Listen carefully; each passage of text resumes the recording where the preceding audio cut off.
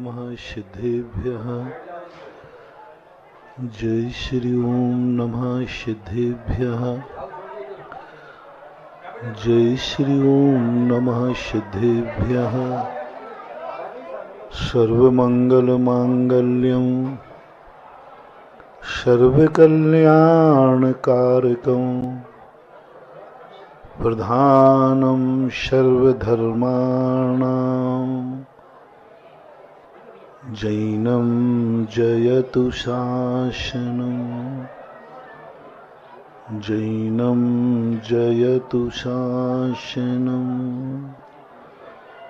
पंच परमेष्टि भगवान की, आचार्य श्री गुरुवर कुंद कुंद महाराज की, आचार्य श्री गुरुवर विद्यासागर महाराज की।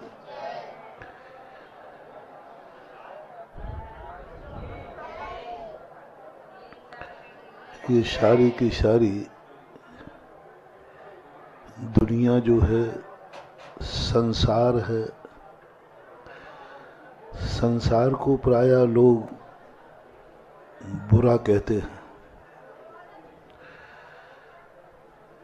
लेकिन संसार इतना बुरा नहीं है जितना संसारी बुरा है। पाप इतना बुरा नहीं है जितना पापी बुरा है। शराब इतनी बुरी नहीं है जितना शराबी बुरा है।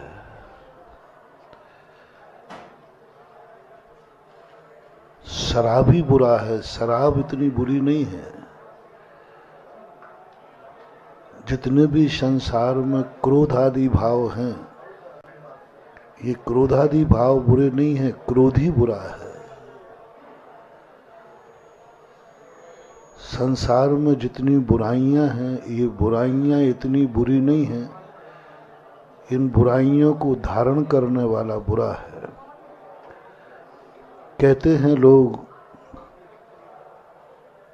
कि यदि नशा शराब में होता तो नाचती बोतल, है ना। तुम्हें लोग बोलते हो ना कि नशा यदि शराब में होता नाचती बोतल। शराब बुरी नहीं है, बुरी है शराब पीने वाला। पीने वाले के अंदर दुर्गुण ऐसा बन जाता है कि वो शराब नशा बन जाती है। शराब बोतल में रखी रहती है, बोतल को कभी नशा नहीं चढ़ता। बर्तन में रखी रहती है, कभी नशा नहीं चढ़ता। तो इसका अर्थ है कि नशा शराब में नहीं है। अपने अंदर जब शराब जाती है तो वह नशा का रूप धारण कर लेती है। स्वयं में नशा नहीं है। कुछ वस्तुएं ऐसी हैं, जैसे एक आज का वैज्ञानिक उदाहरण तुम्हें देते हैं। दो हवाएं होती हैं, एक आवाज नहीं करना। दो हवाएं होती हैं, एक ऑक्सीजन और एक हाइड्रोजन। ये दोनों हवाएं जब अलग अलग रहती हैं तो ये हवा के रूप में रहती हैं, और दोनों मिला दी जाएं तो क्या बन जाता है बाबू? जल बन जाता है।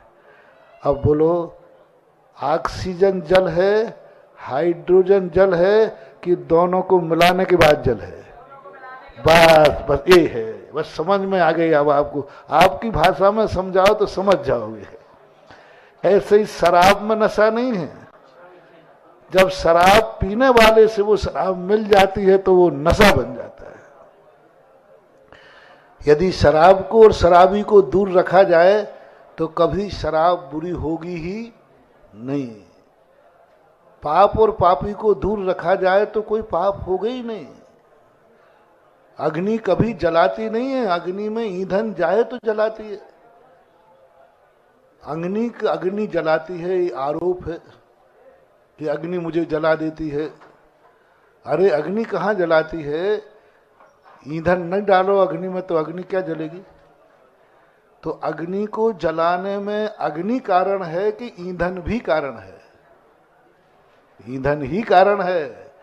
यदि ईंधन हटा दो तो अग्नि बुझ जाएगी। लेकिन आरोप किस पे आता है? अग्नि जलाती है, अग्नि नाश करती है, अग्नि कहती है कि भाई देखो, सारा आरोप मेरे ऊपर मत मढ़ो, ईंधन तो मैं नहीं हूं। अग्नि ईंधन तो नहीं है ना, ईंधन अलग है और अग्नि अलग है। मैं अग्नि हूं, पक्का हूं, लेकिन ईंधन तो आपका है। मैं क्या कर लूंगी? यदि ईंधन नहीं मिलेगा तो अग्नि कहेगी मैं क्या कर लूंगी। लेकिन अपन आरोप देते हैं अग्नि को, आरोप आना चाहिए ईंधन को, ईंधन डालने वाले को। यदि अग्नि से हम ईंधन को बिल्कुल दूर रखेंगे, अग्नि कभी भी आगे बढ़ने वाली नहीं है। इसलिए सबसे बड़ी गलती अग्नि की है या ईंधन की है। अग्नि को जलाने की शक्ति कब मिली? जब उसको ईंधन मिल गया, अन्यथा नहीं मिलता, अन्यथा मिलते ही नहीं। संसार की सारी व्यवस्थाएं ऐसे ही हैं, और सब व्यवस्थाएं व्यक्ति निमित्त पे दोष दे देता है और अपने उपादान को नहीं पकड़ता है। और यदि व्यक्ति अपने उपादान को पकड़ लेवे तो सही रहस्य बन जाए, हर बुराई से बच सकता है, हर बुराई से। हमें अग्नि को कह दो खूब जितनी जलना हो जलो, हम ईंधन पे कंट्रोल कर लेंगे। मैंने एक बार देखा, कहीं आगनी लगी थी, आग लगी थी किसी के मकान में। आसपास के पड़ोसी के मकान में घास रखा था, वो खाली कर रहे थे। मैंने कहा भाई खाली क्यों कर रहे हो, अग्नि तुम्हारे मकान में थोड़ी लगी। बोले यही जो घास है इस अग्नि को यहां तक ले आएगा, और घास हटा दो। अभी कोरोना के समय एक बहुत अच्छा एक सिस्टम दिया था, आपके व्हाट्सएप पे लोगों ने दिखाया कि माचिस की काड़ी जोड़ के रखी है, लाखों काड़ी, उधर से माचिस की काड़ी को आग लगाई, तो सब में बढ़ती गई कि नहीं? बीच में से एक काड़ी निकाल दी। क्या सिस्टम उन्होंने, जिसमें भी दिमाग लगाया था। पूरी लाइन से काड़ियां लगी थी, टच की हुई, एक काड़ी को आग लगी थी, यानी एक को कोरोना हुआ, उसने सबको टच किया, सबको कोरोना हो गया। बीच में से एक काड़ी हटा दो, कोरोना कहाँ रुक जाएगा?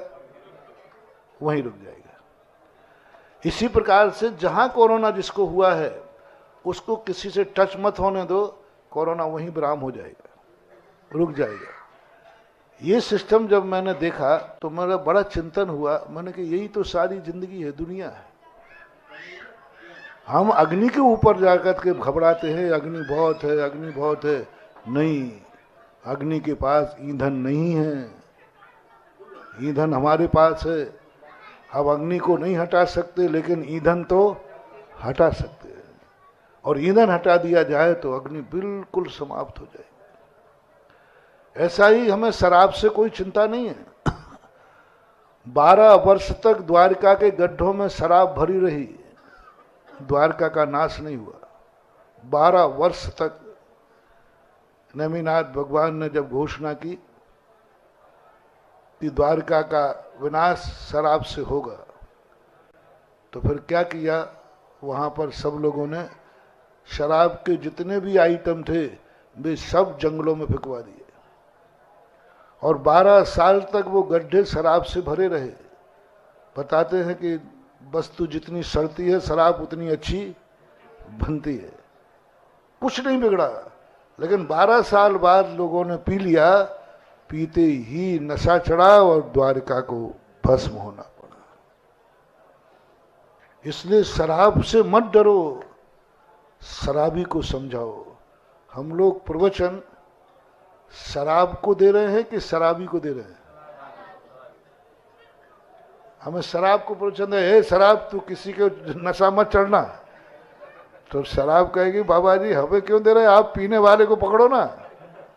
मैं तो कभी नशा होती ही, यदि मेरे में नशा होता तो मैं बोतल में भरी हूं, तो नाचती बोतल। यदि नशा शराब में होता तो मेरे में नशा होता तो बोतल नाचती। मेरे में नशा नहीं है। मनुष्य जब पीता है तो पीने के बाद मनुष्य के जो हार्मोन्स हैं, मनुष्य का जो खून है, मनुष्य का जो कफ है, मनुष्य का जो आमाशय है, वो नशा बनाता है। अंदर जो आमाशय होता है, नशा वहां से बनता है, वहां से चढ़ता है। अकेली शराब में कोई नशा नहीं होता। इसलिए आमाशय से शराब को दूर रखोगे, शराब कभी तुम्हारा कुछ बिगाड़ नहीं पाएगी। अग्नि से ईंधन दूर रखोगे, अग्नि कभी तुम्हें जला नहीं पाएगी। संसार की हर बुराइयों में कहीं कोई गड़बड़ नहीं है। क्रोध है, क्रोध आता है, सामने वाला क्रोध कर रहा है, करने दो, हम उसको सुनेंगे ही नहीं। अपने आप को बचाओ, दूसरे से मत कहो तुम मुझे गाली नहीं दोगे, वो तो गाली देगा, उसका मुख है। जब तुम अपने खुद के कानों पर कंट्रोल नहीं करना चाहते हो, पहले बताओ भाई, तुम लोग बुरा देखना चाहते हो क्या? सब बोलो, नहीं देखना चाहते। तो सामने महाराज ये बहुत बुरा कार्य कर रहा है, अरे भाई उसको तुम कैसे रोक सकते हो? जब तुम अपनी आंखों को नहीं रोक पा रहे हो, उसको क्या रोकोगे? महाराज ये मुझे गाली दे रहा है, इसका मुंह बंद कराओ। अरे भाई कैसे मुंह बंद कराऊं उसका? तुम अपने कान बंद कर लो ना। नहीं, ये कान बंद तो होते नहीं है, तो सामने वाले का मुंह बंद भी नहीं हो सकता, क्योंकि मुख तो पर है और कान किसके हैं? अपने। अपन जब अपने कान बंद नहीं कर सकते, तो सामने वाले का मुंह बंद कराने की हमें कोई अधिकार नहीं है, क्योंकि वो तो पर है, स्वतंत्र है, गाली देगा। अपन को सुनना नहीं है। महावीर स्वामी एक ही बात कहते, गाली देने वाला कभी न दुनिया में बंद हुआ है न होगा। कितने भी तुम बंद करना, एक बंद हो जाएगा, दूसरा चालू होगा, तीसरा चालू होगा। 1000 लोगों के मुंह बंद करने की अपेक्षा, बोलो ना, कान कितने हैं? 2 कानों को बंद करना सरल है, 1000 मुंह बंद कराने की अपेक्षा। कानों को बंद कर लो, नहीं सुनना ही नहीं हमें। कितने ही बकते रहो, तुम्हें गाली मैंने सुनी ही नहीं। और यदि तुमने सुन ली है, महाराज इसको चलो उसको बंद करा देता हूं, दूसरा आ जाएगा। 1000 घंटे बजाते रहो, मुझे कोई फर्क नहीं पड़ता, मैंने दोनों कान बंद कर लिए। अब बजाओ, दिन भर घंटा बजाओ, दिन भर बजाओ। अब तो कहो तुम तो घंटा बजाते ही रहो, सुबह से लेकर शाम तक बजाते ही रहो, बजाओ, क्योंकि मुझे सुनना ही नहीं है। क्या कर लेंगे घंटे? आ बैल मुझे मार, एक कहावत है तुम्हारे बुंदेलखंड में। आ बैल मुझे मार, ये सब मुझे सुनाओ जिससे मुझे गुस्सा आवे। कुछ नहीं महान भाव, थोड़ा सा अपने आप में संभाल लो, सारी दुनिया अपने आप समझ जाएगी। बजाओ घंटे, कितने बजाना, तुम्हारी मर्जी पड़े बजाओ। मैं सुनना ही बंद कर दिया, सामने वाले का मजा किरकिरा हो जाएगा। उसको तो मजा इसी में आ रहा है कि तुम सुन रहे हो, तुम सुन रहे हो, बौखला रहे हो, और उनको पता चल जाए ये तो सुन ही रहा। बेरे को कोई गाली नहीं देता क्योंकि सुना के क्या करेंगे?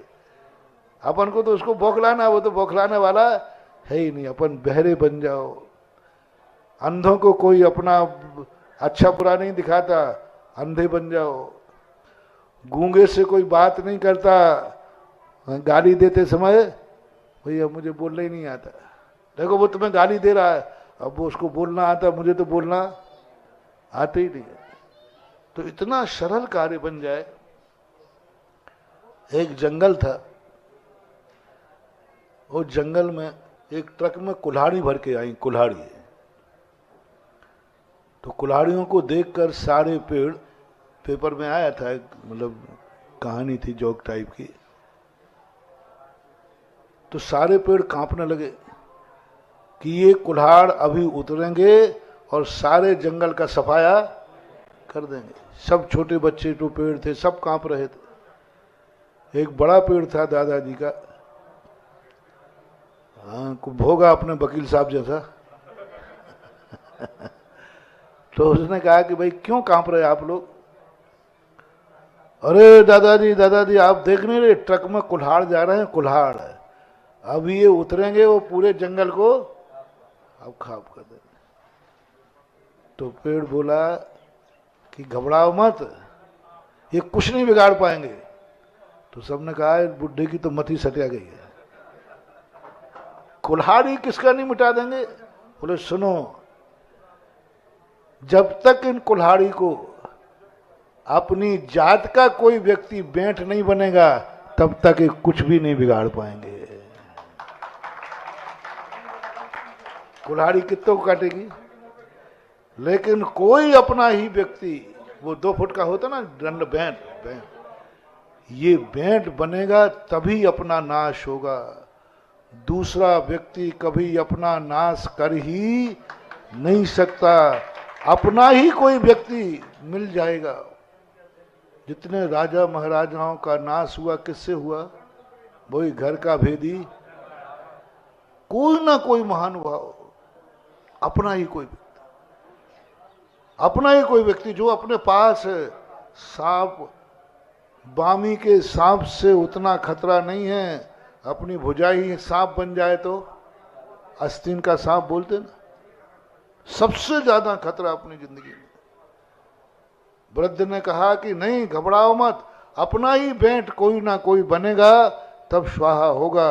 यदि अपनी जाति का कोई व्यक्ति बेंट नहीं बनेगा, इन कुल्हाड़ों से कोई ज्यादा नुकसान होने वाला नहीं है। इस कहानी को पढ़ने के बाद मैंने कहा कि सब कुछ ही तो है। अपन सबसे ज्यादा कोई अपना धोखा कौन देता है? सबसे बड़ा धोखा देता है अपना मन। मन किसका है? यही धोखेबाज है, यही धोखेबाज है।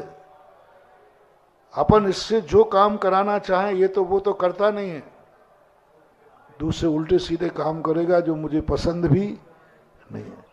सबसे ज्यादा विश्वासघाती यदि कोई है अपना मन है। ये मन सारा कबाड़ा करता रहता है, सारी दुनिया के विचार मन में लाएगा, बुरे विचार, दुश्मन के विचार। अरे तुझे लेना देना क्या है उनको विचारों जो हमारे मीत हैं। अब देखना अपना मन कितना खतरनाक, बेईमान, विश्वासघाती है। अपने हितैषी कौन है? देव शास्त्र गुरु, तो उनकी तो नहीं सोचेगा, जो हमारे दुश्मन है उसकी सोचेगा। उसने कल क्या कहा था, वो इस समय क्या कर रहा होगा। अरे भाई तुझे उससे अब देखना, एक तुम्हारा दुश्मन है और एक तुम्हारा मीत है, तुम्हारा मन सबसे ज्यादा किसकी तरफ जाएगा? वो क्या कर रहा होगा, वो क्या खा रहा होगा, उसको कैसे क्या, अरे पता नहीं क्या क्या। अरे भाई तुझे पंचायत लेना देना क्या जब तेरा दुश्मन है। जितना विषय अपना मन दुश्मन को बनाता है, इतना यदि वो अपने हितैषी के संबंध में विचार कर ले तो बेड़ा पार हो जाए। उतना समय जितना 24 घंटे अपन दुश्मन के संबंध में सोचते हैं, इतना संबंध यदि अपने भगवान के संबंध में सोचें तो, उतना यदि अपन गुरु के संबंध में सोचें तो, उतना अपन परिवार आदि हितैषी के संबंध में सोचें तो पता नहीं कितनी शक्तियां जाग जाएं। लेकिन नहीं, ये मन तो कहता है कि हम तो उसी परायों के संबंध में सोचेंगे, उन्हीं की चिंता करता है, उन्हीं पर सोचता है। अपने पास ताकत बहुत है, अपने मन में बहुत ताकत है, लेकिन इसकी एनर्जी विपरीत कार्य है। हमारी आंखें बेईमान हैं, जो नहीं देखना चाहते वही देखती हैं, उन्हीं को देखेंगे। और जहां मना कर दिया गया हो वहां तो फिर झांक कर देखेंगे, मना क्यों किया गया। ऐसा ही अपना सब जिन चीजों के लिए हमें परहेज करना चाहिए उन्हीं पर सब जाते हैं। फिर दूसरा बेईमान कौन है अपनी जिंदगी में? अपना खुद का कर्म। ये कर्म ऐसे मौके पे आके परेशान करता है, ऐसे मौके पे अंतराय डालता है जिस समय तुम उस कार्य को करने के लिए पूर्ण तैयार हो, उसी समय विघ्न आ जाएगा। तुम भोजन करने को तैयार हो, उसी समय बालचंद आएगा, भाई आगे पीछे आ जा, आगे पीछे आ जा। नहीं, वो तो टाइम उसी समय आएगा जिस समय आहार करने को। हर चीज में यही हो रहा है, किस्मत। फिर किस्मत के बाद दूसरे साथी होते हैं। पहले तो सारी दुनिया में दोष देने की अपेक्षा अपने निकटवर्ती बेईमान को पकड़ो, अपने निकटवर्ती विश्वासघाती को पकड़ो। अपन सारी दुनिया में घूम रहे हैं लेकिन नहीं सोच रहे हैं कि शायद वही व्यक्ति तो नहीं है। चोर दो प्रकार के चोर होते हैं। एक चोर भाग जाते हैं, लेकिन अच्छे चोर होते ना, वे बचाने वालों में से चोर चोर पकड़ो पकड़ो पकड़ो, और वो खुद ही चोर है, वो खुद ही चोर है। और शामिल किसमें हो रहा है? चोरी करने के बाद वो पुलिस में शामिल हो गया, पुलिस की ड्रेस में ही था, क्योंकि अच्छी ड्रेस में डाका डलता है, बुरी ड्रेस में नहीं। अब वो पुलिस की साथ चालू हो गया, पकड़ो पकड़ो, पुलिस में उसके साथ दौड़ रही हो, वही खुद ही गए। तो सबसे बड़ी चीज ये होती है कि हमें उस चोर तक पहुंचना है। जो चोर चोर चिल्ला रहा है वही चोर तो नहीं है कहीं। जो ये कह रहा है कि ये गलत है कहीं, वही तो गलत नहीं कर रहा है। आजकल दुनिया बड़ी बेईमान है। एक केस हुआ था, बिना नाम लिए बता रहे, हमारे संघ में पहले एक अलग जी महाराज थे, निसंग सागर जी, उनके पारिवारिक घटना। एक बच्चे का मर्डर हुआ। एसपी ने बहुत प्रयास किए, सैकड़ों लोगों को रिमांडर पर लिया, चोर पकड़ में नहीं आया। अंत में जाकर के मेरे पास आए। मैंने कहा भाई, जो सबसे ज्यादा रो रहा हो, जो सबसे ज्यादा कर रहा हो, कहीं वही तो देख लो, वही तो नहीं है चोर। पकड़ा गया। देखो, जिसने रात में मर्डर किया उसने रिपोर्ट लिखाई जाके, रिपोर्ट में सबसे आगे था और सारी चीजें उसने बताई। अर्थी उसने कसी, अर्थी में वो गया, सबसे ज्यादा रोया वो। और जब पुलिस ने पकड़ा तो घर वालों ने कह दिया, साहब इसको छोड़ दो, ये तो हो ही नहीं सकता। अंत में जाकर के मर्डर करने वाला वही पकड़ा गया और वही निकला। जो स्वयं रिपोर्ट लिखा रहा है, स्वयं चोर बता रहा है, स्वयं कह रहा है कि चोर है, स्वयं ने किया। और वही सब के लिए कितने बार पुलिस को ले गया, साहब यहां जाता था मेरा दोस्त, यहां इसने ऐसा किया होगा, इसने ऐसा किया होगा। कम से कम सबसे ज्यादा पुलिस उसको साथ में रखती थी, क्योंकि वो उसके दोस्त था, निकटवर्ती दोस्त या रिश्तेदार था। तो सब बार बार भाई और कहाँ जाता था और किसके पास जाता था, तो पुलिस उसको लेके घूमती रहती थी। उन्हें क्या पता कि भला आदमी वही निकला। सारी दुनिया में जिंदगी में महानुभाव 90% ही होता है। जो बेईमान और बदमाश होता है वो सबसे अच्छा बनने का प्रयास करता है, सबसे अच्छे बनने की सोचता है, और वो सबसे अच्छे अपने आप को बनाएगा, तभी तो वो प्रवेश कर पाएगा। तो अपन सबसे पहले ये देखना है कि हमारी जिंदगी का सबसे बड़ा निकटवर्ती कौन है। सबसे बड़ा तुम्हारा निकटवर्ती कौन है? तो अपना सबसे बड़ा निकटवर्ती है अपना मन, जिसको हर बात मालूम रहती है। दुनिया को मालूम नहीं, अपनी हर बात सबसे पहले किसको मालूम है? और किसी को नहीं। इससे कोई बात छुपी ही, बस जिसको तुम्हारी सब बातें मालूम है, सबसे बड़ा खतरनाक व्यक्ति वही है, दुश्मन नहीं। क्योंकि दुश्मन को तो कुछ पता है ही नहीं। पर को सबसे बड़ा नदी, जैन आचार्यों ने, पूज्यवर सुखचंद्र महाराज ने ज्ञानार्णव में कहा, तेरी सारी जितनी भी विपदाएं हैं, तेरा सबसे निकटवर्ती कौन है? जिसको तेरी हर बात मालूम है, एक भी चीज जिससे नहीं छुपी हो। इसलिए चाणक्य ने एक नीति लिखी कि अपने अंदर की बात अपने मन को भी मत बताना।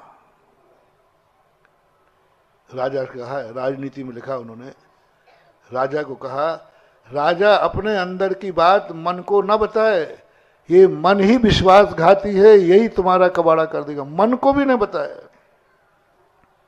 बताओ मन से क्या छुपा पाओगे? लेकिन है एक साधना, है एक तपस्या जो साधु करते हैं। साधु अपने अंदर की बात अपने मन को भी नहीं बताते, मन को भी नहीं बताते, आवाज धारणा नहीं बनने देते। मन बहुत जानने की प्रयास करता है, लेकिन साधु अपने ज्ञान को इतना गुप्त कर लेता है, मन की पहुंच नहीं हो पाती। मन रूपी को जानता है और साधु की साधना अरूपी है। क्योंकि मन को पता चल जाए कि ये साधना कर रहा है, वो बिगड़ डालेगा, आकर परेशान करेगा, कहीं ना कहीं से गड़बड़ कर देगा। जैसे माताएं होती ना, कई कार्य करती हैं जो बच्चों से छुप कर करती हैं। भोजन बनाएं, क्योंकि वो अभी आकर के बिगड़ डालेगा, तो या तो उसको खिलौना दे देते हैं या उसका तो अपना कार्य कर, नहीं तो वो करने नहीं देगा, खाने नहीं देगा, बनाने नहीं देगा भोजन और कार्य। इसी प्रकार साधु, एक ज्ञानी व्यक्ति, वो जानता है कि मेरी साधना यदि मेरे मन को पता चल गई, ये बिगड़ डालेगा, ये चंचल करेगा, ये हिला देगा मुझे और मेरी साधना खत्म हो जाएगी। तो मन को तो वो एक किनारे बहला देता है और साधु अपनी गुप्ती में लीन हो जाता है। मन गुप्ती, वचन गुप्ती और मन गुप्ती क्या है? काय गुप्ती तो तुम जानते हो, हाथ पैर नहीं हिलाना। वचन जानते हो कि बोलना नहीं। ये दो गुप्तियां तुम्हें समझ में सबको आती हैं, सब जानते। काय गुप्ती क्या है? अपने हाथ पैरों को बांध करके ध्यान में बैठ जाना, महाराज इस समय काय गुप्ती में है। वचन गुप्ती क्या है? महाराज ने मौन ले लिया। अब मन गुप्ती क्या है? मन गुप्त क्या? वो तो अंदर बैठा हुआ है। गजब, जैनाचार्यों की क्या गजब की खोज है। उन्होंने कहा मन गुप्ती, अरे मन से क्या छुपाऊं, काया से छुपा लूं, काया को पाप से बचा लूं, वचनों को पाप से बचा लूं, मन को कैसे बचाऊं? बोले नहीं, मन से भी छुपो, मन को भी मत बताओ, मन को भी गुप्त कर दो, तब साधना होती है, तब ध्यान लगता है, तब शुद्ध उपयोग होता है, तब केवल ज्ञान होता है। क्योंकि जैसे ही मन को पता चला, वो तो विघ्न ही डालेगा। क्योंकि बच्चा तुम्हें सहयोग तो देने वाला है नहीं, क्योंकि बच्चा है। मां मान लीजिए भोजन बना रही है, तुम बच्चे से क्या सहयोग की अपेक्षा करते हो? बताओ, सब माताएं बताओ। बच्चा, तुम सामान बना रहे हो, छोटा सा बच्चा है, तुम्हारा क्या सहयोग कर सकता है? वो सहयोग तो करेगा नहीं। क्यों बच्चों, क्या करोगे? सहयोग करोगे नहीं? अब थोड़े बड़े हो गए तो करोगे। छोटे बच्चे से कोई सहयोग की अपेक्षा, वो तो विघ्न ही डालेगा, कुछ ना कुछ परेशान करेगा। ऐसे ही मन, महानुभाव, ये बहुत छोटा बालक है, ये सहयोग कम करता है, विघ्न ज्यादा डालता है, तो इसको गुप्त कर दो। मन को अपने आप में, मन से छुप जाओ, मन को पता नहीं चले कि तुम कहां हो, मन को पता नहीं चले तुम क्या कर रहे हो, और मन ढूंढता रह जाए। ये कला जिसके पास आ जाती है, वही साधु साधना कर पाता है, वही राजा राज्य कर पाता है। राजा राज्य कर पाता है। उन्होंने कहा राजा से कि तुम अपने मन की बात, मन को भी मत बताना अंदर की बात। चंद्रगुप्त के लिए जैन सम्राट हुए, उनको बचपन से ये सिखाया गया। उससे पूछा गया कि तुमने कल विचार किया था? मुझे पता ही नहीं। मन ने पकड़ लेगा तो बता देगा हाँ कल किया था। यदि मन ने नहीं पकड़ा है और ज्ञान चेतना में है, तुम लाख उपाय कर लेना कितना भी, वो कहेगा मुझे याद ही नहीं। याद करने वाला तो मन है, ज्ञान कभी याद नहीं करता, ज्ञान जानता। केवल ज्ञानी को कभी याद नहीं होता कुछ भी। अवधि ज्ञानी कुछ याद नहीं करता, अवधि ज्ञान बिल्कुल भी याद, मना पर ज्ञान याद करता ही नहीं। केवल ज्ञानी को कुछ भी याद नहीं रहता। अपन को तो याद है। हम यहां कब आए थे? नहीं, अभी 2000, कल भी आए थे ना? हाँ, अपन को याद है, केवल ज्ञानी को याद नहीं रहता। उनको याद ही नहीं रहता कि कल क्या किया था मैंने, कल क्या हुआ था, कल कुछ भी याद नहीं। मात्र वो जानते हैं, कल को जानते हैं, आज को जानते हैं, कल को जानते हैं, लेकिन उनको याद नहीं होता।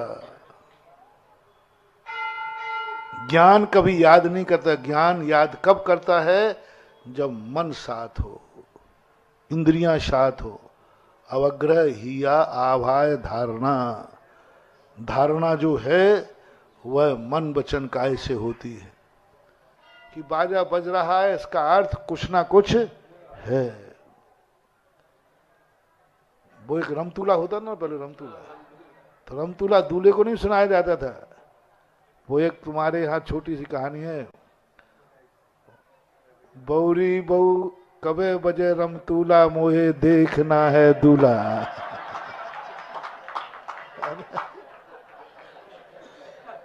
ऐसा कहते हैं। तो अब वो रमतुला का अर्थ है, रमतुला बज जाए तो सब लोग सुन लेते हैं कोई बारात। ऐसे ही घंटे जो बजाए जाते थे, नक्काड़ खाने पे बजाए जाते थे, जिससे सारा नगर समझे कि इस समय मंदिर में धार्मिक कार्यक्रम हो रहे। अब तो सीधे मंदिर पे ही भगवान को ही सुनाते हैं। बस चले तो भगवान के सिर पे लटका दो आप।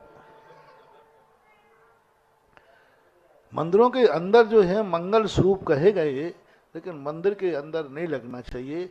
डिस्टर्ब तो होता ही है, बाधा तो बनती ही है, लेकिन अब क्या करें, जो जैसा आता है सलाह देती है।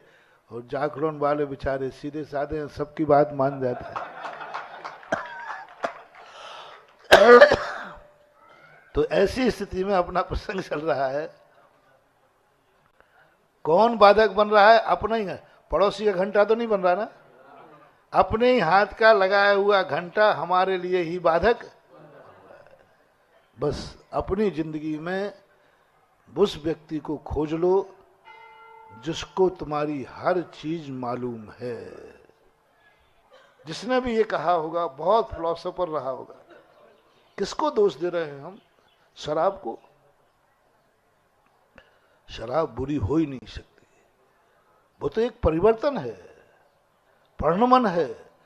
जब व्यक्ति पी लेता है तो अपने शरीर के अंदर एक ऐसा दुर्गुण भरा पड़ा है, शरीर के अंदर कुछ रसायन ऐसे भरे पड़े हैं जो उस शराब को नशीला कर देते हैं, और फिर बाद में नशा चढ़ जाता है। ऐसा ये सारे संसार की स्थितियां हैं महानुभाव। कुछ बुरा नहीं है, बुरा जो देखन में चला, बुरा न मिलिया कोई, और जो दिल खोजो आपनो, मुझसे बुरा न कोई। ये नीति यदि अपने जीवन में उतर जाए तो शायद संसार में कितनी भी बुराइयां भरी रहें, लेकिन वो हमें बुरा नहीं बना पाएंगे। दुनिया में कितना भी कुछ होता रहे, हम स्वच्छ और निर्मल रहेंगे। दुनिया में कितना भी कीचड़ बना रहे, वो कीचड़ हमें छू भी नहीं सकता। इसी को तो बोलते हैं अविरत सम्यक दृष्टि।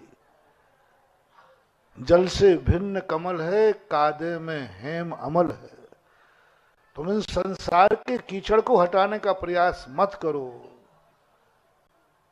कीचड़ हटाते हटाते जिंदगी निकल जाएगी, कीचड़ खत्म होने वाला नहीं है।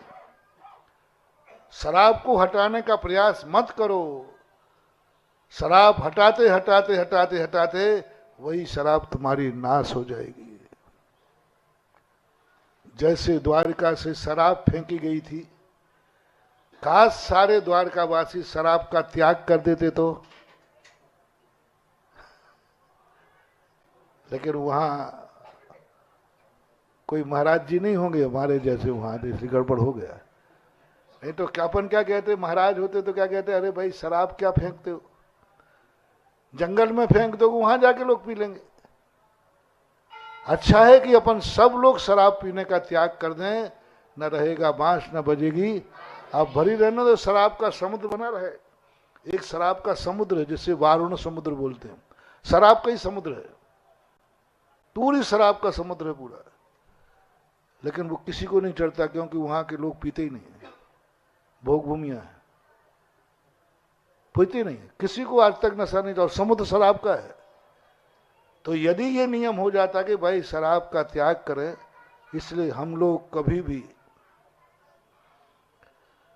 किसी दूसरी चीज को नहीं देखते। हम नहीं कहते कि भाई तुम गुटखा मत खाओ, गुटखा मत बेचो, हम कहते गुटखा मत खाओ। एक व्यक्ति ने कहा, महाराज जी ये तुम्हारा भगत है, ये गुटखा का दुकान व्यापार करता है, इसका त्याग कराओ।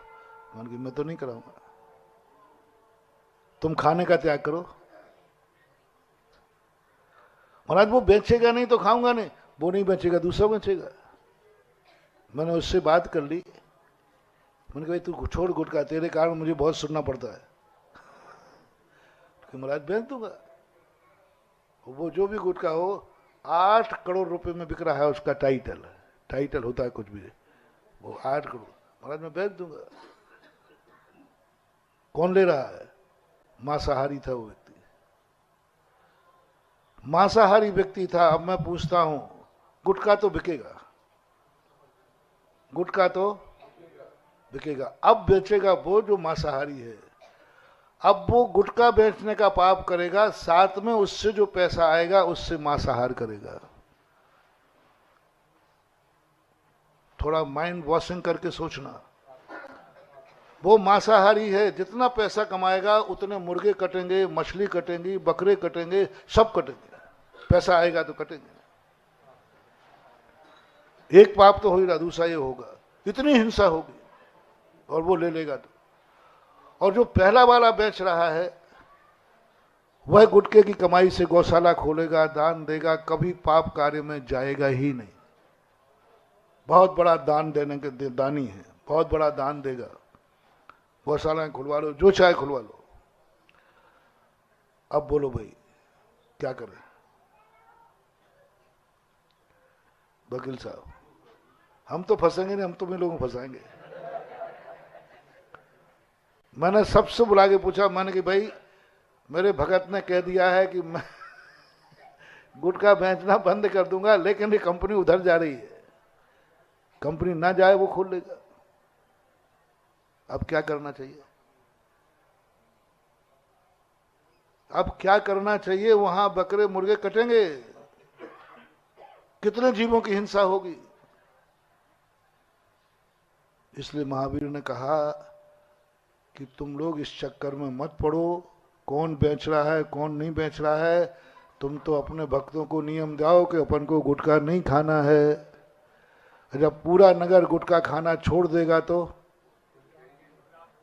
ना तो ये चलेगी और ना वो चलेगी। अभी सम्मेद शिखर के मामले में क्या कहा?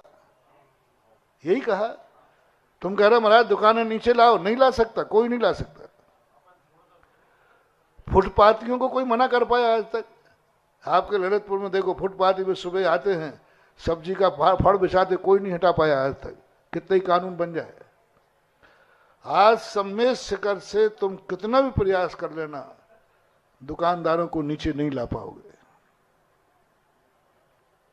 दुकानदार हटाओ, दुकानदार हटाओ, कभी नहीं हटेगी। नीति ये अपनाओ कि हम उनसे कोई माल नहीं खरीदेंगे, और नीचे से इतना खरीदो कि वो अपने आप उनको पता चले कि ऊपर हम दिन भर में एक बोतल पानी की नहीं बेच पाए, और नीचे वाले ने 100 बेच दी, तो कल के दिन दूसरे दिन वो ऊपर वाला कहाँ जाएगा? तो भूल किसकी है? अपन देख रहे हैं कि दुकानदारों की भूल है? नहीं, हमने उनको बढ़ावा दिया, हमने वहां से माल खरीदा। यही तो सारी दुनिया में हो रहा है कि हम जड़ को नहीं पकड़ पा रहे हैं कि कहां से शुरुआत करें कि हमारी जिंदगी में, हमारे देश में बुराइयां खत्म हो। और ये महावीर स्वामी ने कहा, इसलिए आप लोगों ने अक्सर देखा होगा जैनी वो व्यापार भी करते हैं जो वो स्वयं नहीं खाते। मान लो किसी सब्जी की दुकान है, तो आलू प्याज बैगन बेचेगा कि नहीं? और खाने में लौकी खाता है। हाँ, लौकी। कितनी चीजों का त्याग तुम्हारा रहता है। क्या तेल का त्यागी तेल नहीं बेचेगा? नमक का त्यागी, शायद जिन दिन में जैनियों का संडे को, रविवार को नमक का त्याग होता होगा, उस दिन वो नमक नहीं बेचते होंगे, क्योंकि आज नमक नहीं बेचूंगा, क्योंकि मेरा त्याग है। त्याग करना अलग चीज है और व्यापार करना अलग चीज है। हमें देना है त्याग पर। जो खाने वाले उपभोक्ता को संभालो, और उपभोक्ताओं को यदि तुम संभाल लोगे तो सारा काम ठीक हो जाएगा। और उपभोक्ता यदि चेत गया तो व्यापार अपने आप किसी भी चीज का ठप हो जाए। बूचड़ खानों के संबंध में एक बार चर्चा आई, महाराज ये बूचड़ खाने बंद कराओ। मैंने कि नहीं करा पाऊंगा, होंगे भी नहीं, क्योंकि बूचड़ खाने उनके हैं जो हमारे भक्त नहीं हैं, जो गाय को मारने में पाप नहीं मानते। गाय को मारने में पाप नहीं मानते, धर्म मानते। मैंने उनसे पूछा, मैंने क्यों मारते हो पाप? बोले महाराज पाप है ही नहीं, हमारे गुरु ने कहा है कोई पाप नहीं। जो व्यक्ति गाय को मारना, बकरे को काटना, मुर्गे को काटना पाप ही नहीं मानता है, अब वो क्या छोड़ेगा? वो कहते पाप नहीं, बल्कि हमें तो पुण्य लगता है, ये और धारणा है उनकी। महानुभाव कभी बंद नहीं करा सकते, कोई दुनिया की ताकत नहीं बंद करा, बल्कि बढ़ेंगे बूचड़ खाने, और बढ़ेंगे। अभी 1947 के बाद कितने बढ़ गए सबको मालूम है, और बढ़ेंगे। एक तरीका है, गारंटेड गारंटेड सारे बूचड़ खाने बंद हो जाएंगे। 1 साल लगेगा पूरा,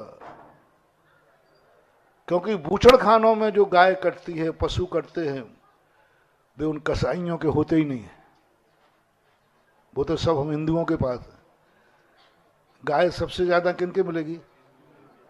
भैंसे दूध वाली किसके मिलेगी? सब हिंदुओं के मिलेगी। सारे भारत का हिंदू एक नियम कर ले कि गाय को, गौवंश को हम कभी बेचेंगे नहीं, बस। और 1 साल तक कोई माल नहीं मिलेगा तो बूचड़ खाने। ये सरल तरीका है, क्योंकि गायें तो हमारे पास है, गाय तो हमारे पास है, हम बेचते हैं। यदि हमने अभी अजमेर जिले में चलाया था ये अभियान, 21 गांव में गाय खूंटे पे मरेगी,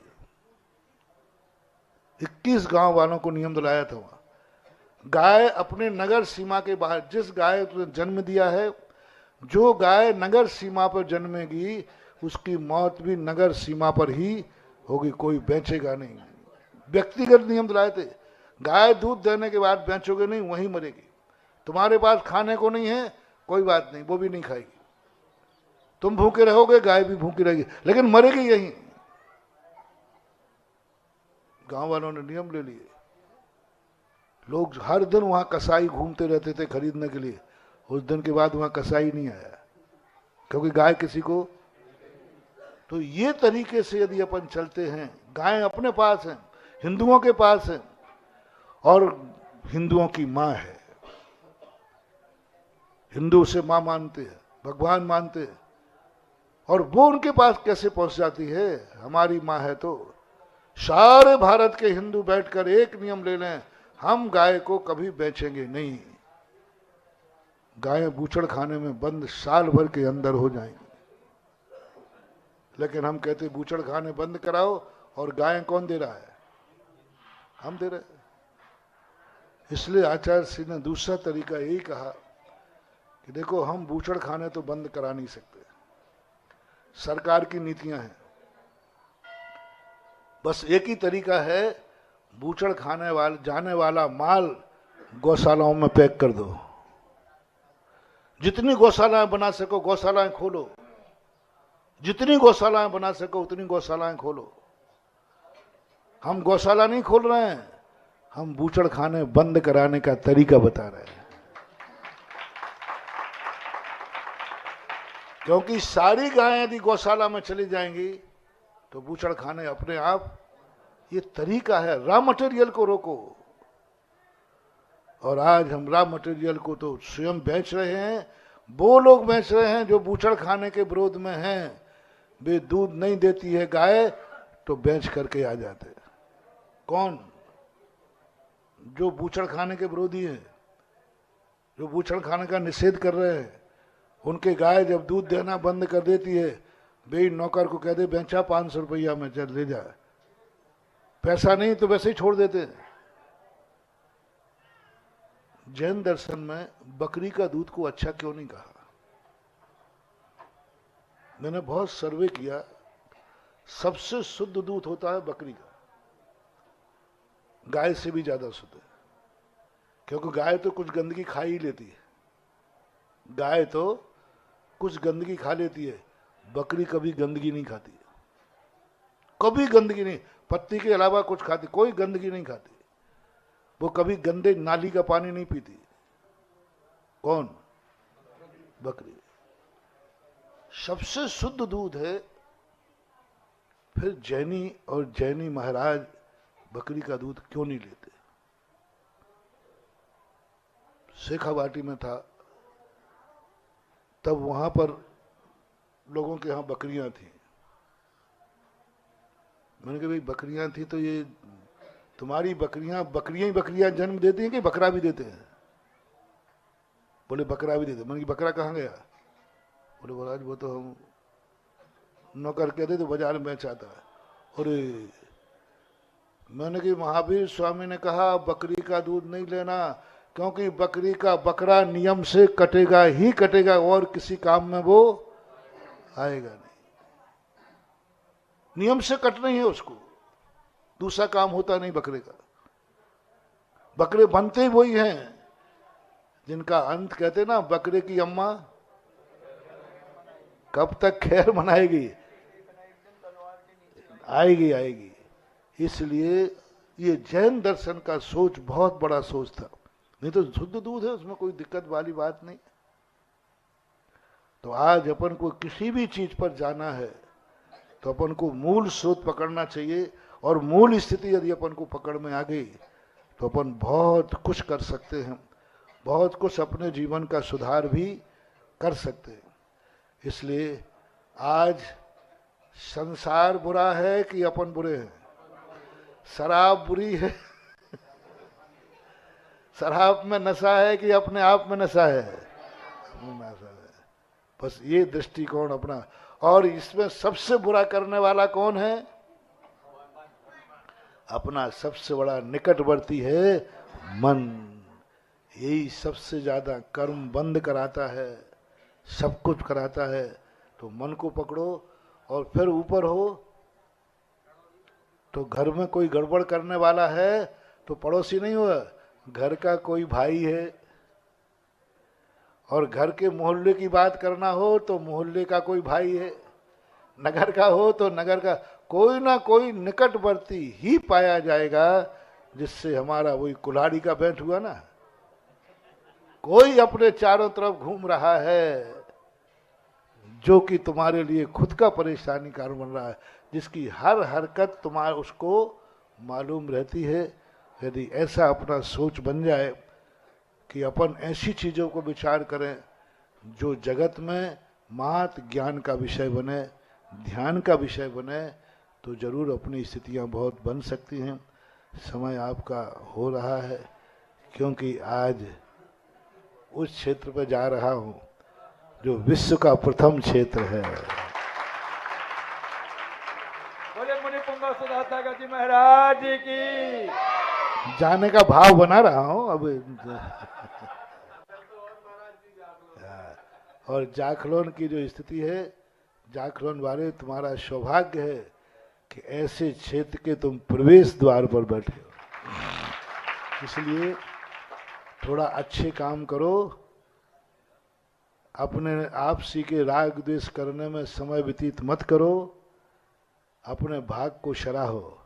छोटी सी समाज है, छोटी छोटी बातों में है, छोटी छोटी बातों में कोई घंटे पे लड़ रहा है, कोई घंटी पे